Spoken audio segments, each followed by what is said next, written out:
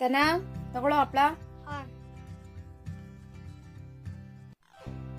ಏನ್ರಮ್ಮ ಇದು ಮುರ್ದ ಇರೋ ಹಪ್ಳ ಕೊಟ್ಟಿದ್ದೀರಾ? ನಂಗೆ ರೌಂಡ್ ಆಗಿರೋ ಹಪ್ಳನೇ ಬೇಕು. ನಂಗೆ ಗೊತ್ತಿಲ್ಲ, ರೌಂಡ್ ಆಗಿರೋ ಹಪ್ಳನೇ ಬೇಕು. ಈಗ ತಗೊಳ್ಳಿ, ಬೇರೆ ತಗೊಂಡ್ ಬನ್ನಿ ರೌಂಡ್ ಆಗಿರೋ ಹಪ್ಳನ.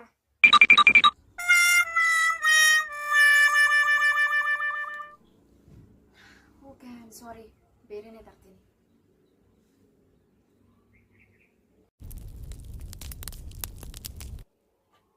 ಇದು ಓಕೆನಾ?